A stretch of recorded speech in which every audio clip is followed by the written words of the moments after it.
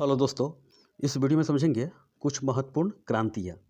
जैसे में हरित क्रांति आया था, पीली क्रांति, रजत क्रांति, भूरी क्रांति, सफ़ेद क्रांति, गुलाबी क्रांति, ऐसे बहुत सारे क्रांति आया था। इसके बारे में समझेंगे और साथ में महत्वपूर्ण प्रश्न है। और आपका करीब करीब इकोनॉमिक्स ख़त्म हो चुका है, 1-2 टॉपिक और बचा हुआ है, उसको ही पूरा कर दिया जाएगा। आइए समझते हैं। इससे एग्जाम में 1 से 2 क्वेश्चन बनता है, आप उसको ध्यान में रखिएगा। और साथ में इसमें प्रश्न भी है, VVI प्रश्न है जो कि एग्जाम में पूछा गया है। SSC के एग्जाम से लेके BPSC PCS अधिकारी लेवल का सारी एग्जाम में पूछा जाता है ये। आइए देखते हैं इकोनॉमिक्स। देश की प्रमुख उत्पादन क्रांतियाँ, समझ गए। अब समझते हैं पहला हरित क्रांति, जो कि खाद्यान्न उत्पादन से है। मोस्टली इसमें गेहूं के पैदावार पर जोर दिया गया था। देखिए क्या हुआ कि इसका कहानी थोड़ा समझ लीजिए। 1962 में चीन से युद्ध हो गया और साथ में नेहरू जी की मृत्यु हो गई। 1965 में पाकिस्तान से युद्ध हो गया और 1966 में बहुत भयंकर सूखा आ गया, जिसमें प्रधानमंत्री थे लाल बहादुर शास्त्री। उन्होंने नारा दिया, जय जवान जय किसान। देखिए 1962 के युद्ध में भारत बुरी तरह हार गया, बिना तैयारी के ही हार गया। 1965 में कराची तक हालत ख़राब कर दिया भारत के सेना ने पाकिस्तान को। और नेहरू जी उस समय प्रभावशाली, दुनिया में नंबर 1 के नेता उभरे हुए थे, वो चाइना की नीति को समझ नहीं पाए।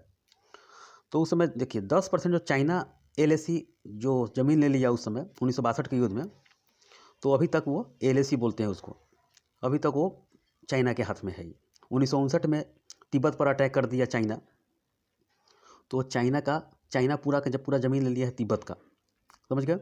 तो वो सब तो इतिहास की बात है। तो इसका समझिए कि इसमें जो क्रांति आया था, तो यह तृतीय पंचवर्षीय योजना में आया था। 1961 से लेकर 66 के बीच में चला था, 1961 से 66 के बीच में। तो हरित क्रांति इसी बीच में आया था। यह असफल बोला जाता है। इसमें सैंडी, चक्रवर्ती, महालनोबिस मॉडल पर आधारित था ये। और जो यह क्रांति आया था, यह जो तीसरा पंचवर्षीय योजना में आया था, 1966 में प्रारंभ हुआ था। और उसमें विश्व में जो उसका जो बोला जाता है अमेरिकी वैज्ञानिक नॉर्मन बोरलॉग को मानता है, और भारत में इसके जो जनक माना जाता है स्वामीनाथन को, MS स्वामीनाथन को। और हरित क्रांति शब्द पूछेगा तो विलियम गार्ड ने दिया था, ठीक है।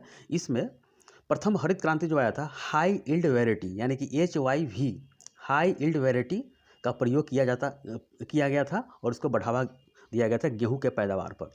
धान के उत्पादन में कोई प्रभाव नहीं पड़ा, जबकि दलहन एवं तिलहन का उत्पादन घट गया। ऐसे और एग्जाम में क्वेश्चन पूछता है कि हरित क्रांति का केंद्र कहाँ रहा है, तो यूपी के शामली में इसका केंद्र रहा है। और हरित क्रांति में किस राज्य को ज़्यादा फायदा हुआ, तो पंजाब को हुआ। ऐसे एग्जाम में क्वेश्चन बनता है। जब द्वितीय हरित क्रांति आया तो इसमें आनुवांशिक रूप से वृद्धि किए गए फसल को बोया गया, और इसमें GM फसल को बोया गया, जिसे जेनेटिकली मॉडिफाई बोलते हैं। ये समझ गया, जेनेटिकली मॉडिफाई बोलते हैं ये। ऐसे एग्जाम में क्वेश्चन बनेगा ये। तो समझ गए कि हरित क्रांति खाद्यान्न उत्पादन से संबंधित है ये। पीली क्रांति तिलहन उत्पादन से, तिलहन के क्षेत्र में पीली क्रांति आया गया। कृष्ण क्रांति बायोडीजल से संबंधित है ये, बायोडीजल उत्पादन से संबंधित है ये। गोल्डन फाइबर क्रांति jute, fruits, honey and horticulture, इससे संबंधित है ये। लाल क्रांति टमाटर मांस उत्पादन से संबंधित है, लाल क्रांति टमाटर मांस से उत्पादन से संबंधित है ये। यानी कि क्रांति इसी के क्षेत्र में क्रांति लाया, समझ गए, बहुत ज़्यादा उत्पादन हुआ, इसीलिए क्रांति बोला जाता है ये क्रांति होगा कि जो किसी देश में होता है, किसी के खिलाफ होता है, और ये है जो प्रोडक्शन हो रहा है उसके लिए हो रहा है ये। कृष्ण क्रांति बायोडीजल उत्पादन से संबंधित है ये। श्वेत क्रांति दुग्ध उत्पादन से, यानी कि दूध के उत्पादन से संबंधित है श्वेत क्रांति। गुलाबी क्रांति झींगा मछली उत्पादन से संबंधित है।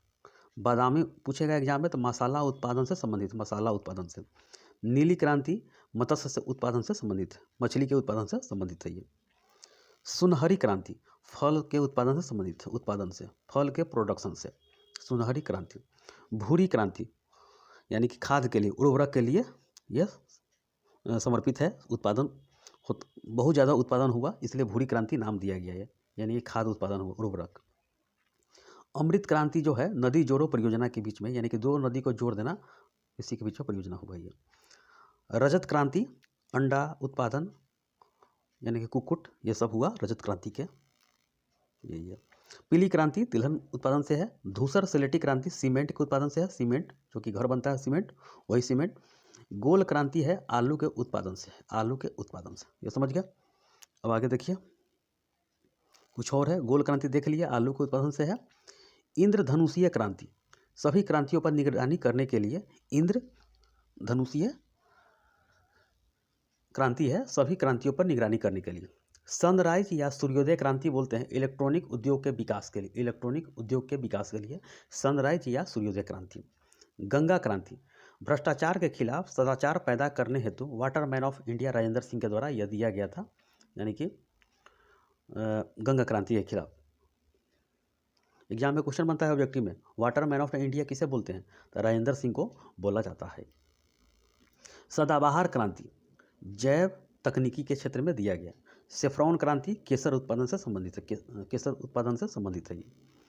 सिलेटी ग्रे क्रांति उर्वरकों के उत्पादन से संबंधित है, ये खाद के उत्पादन से संबंधित है। यूरिया हो गया, ये सब हो गया, NPT है, पोटास है, यूरिया है, ये सब के चीज़ में है।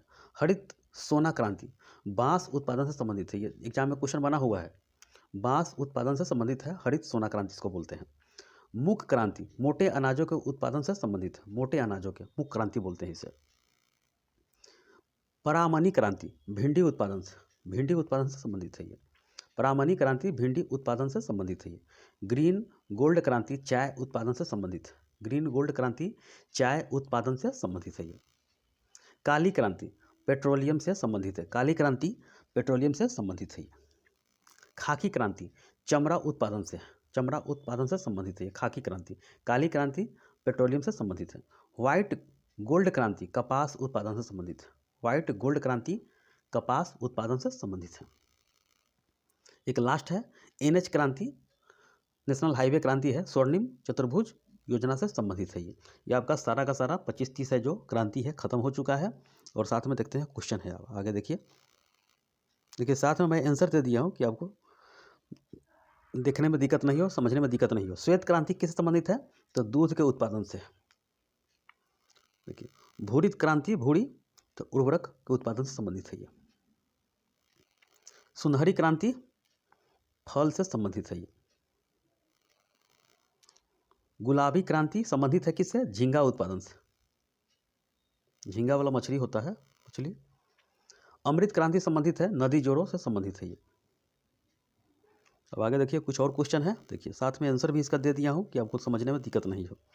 निम्नलिखित में से कौन हरित क्रांति को संदर्भित करता है, हरित क्रांति को, तो उच्च पैदावार विविधता कार्यक्रम यही है, यानी कि उच्च पैदावार हुआ उस समय जो तीसरी पंचवर्षीय योजना में जो 1961 से लेकर 66 के बीच में आया था, समझे, कृषि और उद्योग को बढ़ावा देने के लिए।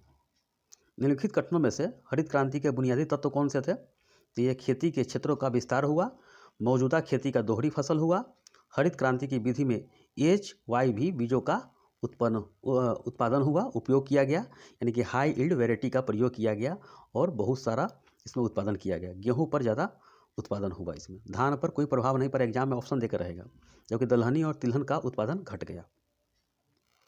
अब देखिए हरित क्रांति के लिए भारत में आरंभिक साइट के रूप में निम्नलिखित में से कौन सा राज्य चुना गया, तो ये आपका पंजाब है, इसमें बहुत सारा उत्पादन हुआ और पंजाब को फायदा हुआ। और केंद्र पूछेगा हरित क्रांति का, तो उत्तर प्रदेश के शामली, यूपी के शामली, समझ गया। भारत में हरित क्रांति खाली स्थान के लिए बीज की उच्च पैदावार वाली किस्मों का शुरुआत किया गया, तो ये गेहूं का था, गेहूं का शुरुआत किया गया था, गेहूं का यह शुरुआत किया गया था। अब देखिए आज़ादी के बाद और हरित क्रांति के बाद निम्नलिखित में से किस फसल के उत्पादन में वृद्धि हुई, तो ये गेहूं के उत्पादन में ज़्यादा वृद्धि हुई और जो तिलहन और दलहन में घट गया और धान पर कोई प्रभाव नहीं पड़ा। निम्नलिखित में से किसने भारत में कृषि उत्पादन बढ़ाने के लिए सदाबहार क्रांति का प्रयोग किया, तो सदाबहार क्रांति का प्रयोग किया MS स्वामीनाथन। और विश्व में पूछेगा तो नॉर्मन बोरलॉग। कुछ और क्वेश्चन है, देखिए 20वीं शताब्दी में नई कृषि रणनीति को अपनाने के लिए भारत में हरित क्रांति की शुरुआत कौन से दशक में हुई, बताइए, तो ये 1970 के दशक में हुआ, क्योंकि 61 से 66 के बीच में या तीसरी पंचवर्षीय योजना आया, और इसके बाद 66 से 69 जो आया उसमें प्रथम योजना अवकाश बोलते हैं उसको, यानी कि प्लान हॉलीडे 3 साल का था वो। तो इसी बीच में 1970 के बीच में आया। नॉर्मन बोरलॉग किस देश के रहने वाले थे? तो ये संयुक्त राज्य अमेरिका के रहने वाले हैं। देखिए, विश्व में हरित क्रांति के जनक नॉर्मन बोरलॉग। भारत की हरित क्रांति का जनक किसे माना जाता है? तो एम एस स्वामीनाथन। तो बस ये एग्जाम में क्वेश्चन ऐसे ही बनेगा और सारा का सारा आपका ख़त्म हो चुका है। और मैंने आपको एक क्वेश्चन दिया था, गेहूं का जो पैदावार हुआ जो तृतीय पंचवर्षीय योजना में, तो आपको जो गेहूं का नाम था लरमा रोजो, याद कर लीजिएगा। गेहूं में अगर एग्जाम में और डीप में एग्जाम में क्वेश्चन में जाएगा, भेजेगा, बताएगा आपको, डालेगा जो क्वेश्चन में, तो लरमा रोजो लिख लीजिएगा। इसी को बोलते हैं HYV, हाई यील्ड वैरायटी, समझे? तो आपका ये टॉपिक ख़त्म हो चुका है। इसको 2-3 बार देखिएगा, आपका सारा का सारा ये ख़त्म हो गया है। और इसको रिवीजन कीजिएगा, एक भी क्वेश्चन नहीं छूटेगा इकोनॉमिक्स से। तो ठीक है, इस वीडियो में इतना ही, धन्यवाद।